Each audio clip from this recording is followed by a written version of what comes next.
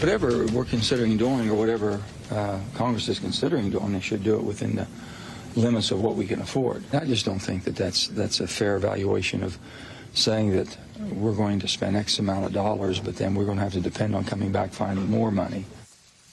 Earlier today, Senator Joe Manchin spoke with President Biden about his Build Back Better package.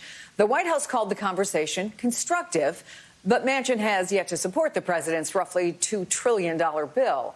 So far, Senator Manchin remains a pivotal obstacle in advancing that legislation. And Senate Majority Leader Chuck Schumer's deadline to pass the bill is fast approaching. The work is not yet finished, but we're working hard to put the Senate in a position to get the legislation across the finish line before Christmas.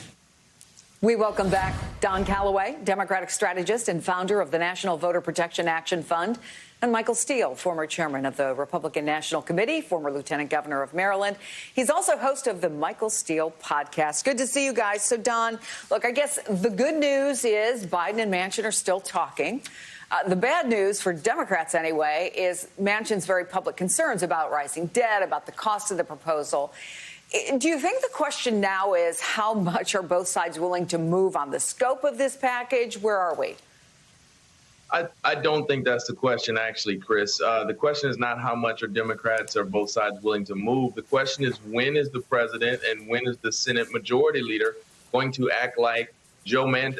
When are they going to stop Joe Manchin from this vice grip he has the entire party and, frankly, the entire Congress in? They cannot let one person stymie entire progress around climate action, around sustainability, around gun control. And that's effectively what Joe Manchin is doing. And it's so fundamentally disingenuous. He didn't ask anything about price or CBO score or affordability when it came to $1 trillion defense spending bill that we passed last week, which has absolutely nothing to do with things that we will currently use or in the future use to defend our country. It's a job creation bill, just like everything else he wants to pass. Joe Manchin is holding on to some idyllic notion of spending and not expanding the welfare state, when the reality is he's hurting folks right in Appalachia who need the help more than anybody. So it's really time that Chuck Schumer and, frankly, the president acted like bosses and got Joe Manchin out of the way by using the awesome power of the incentives and the power of the purse that they have to make him fall in line with everybody else. You know, Michael Steele, that frustration that we just heard from our friend is repeated by an awful lot of Democrats.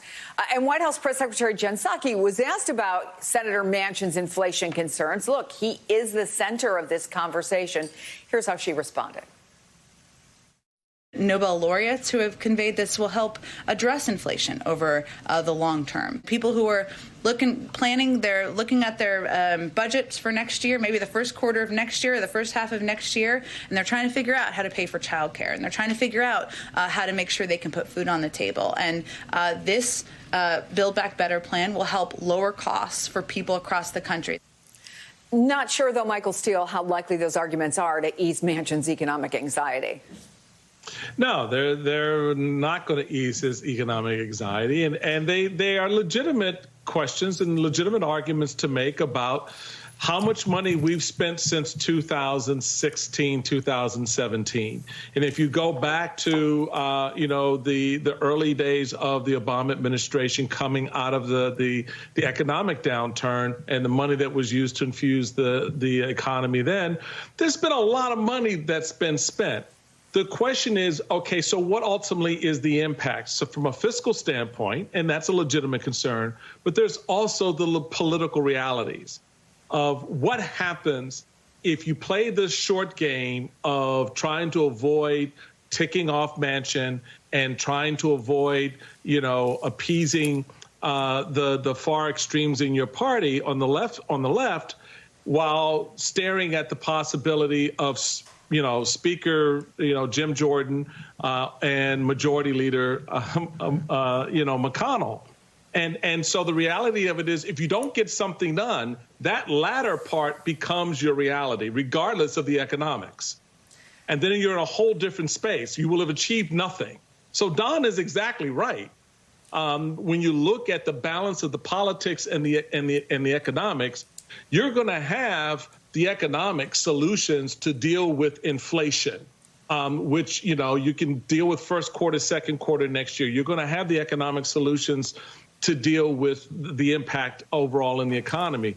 But there is no solution on the political front if you don't confront the reality that's staring in front of you with the filibuster or other measures that you have, like Don noted, to pull Manchin, rein him in, to get him in line with the president's agenda. But looking, Don, realistically at where we are, and Leader Schumer has less than 2 weeks to meet his self-imposed goal to finish the legislation. Conventional wisdom is that if this gets pushed to 2022, the midterm year, it is exponentially harder to get it done. Do you buy, Don, that conventional wisdom? And if so, how much harder?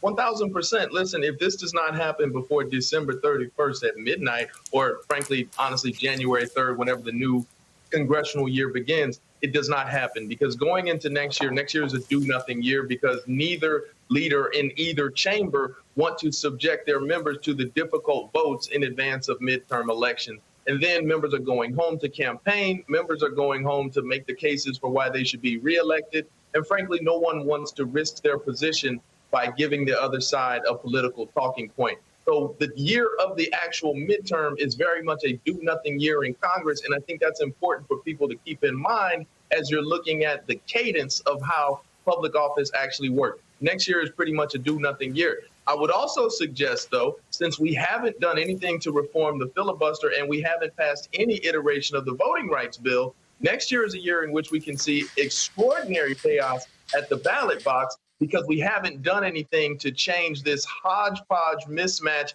of voter suppression laws that have passed in multiple states throughout the union. So we are headed towards political disaster and an actual functional do-nothing Congress in 2022. And I don't see that changing with substantive bills passing in the next 12 days, primarily because Chuck Schumer, Joe Biden, and company have done nothing to rein in the clown show that is Joe Manchin and Kyrsten Sinema. Don Calloway and Michael Steele have agreed to stay with us. Don, I presume, is going to continue with his shout out to KSU and all the folks there in Kentucky, at Kentucky State University. We're thinking about you tonight.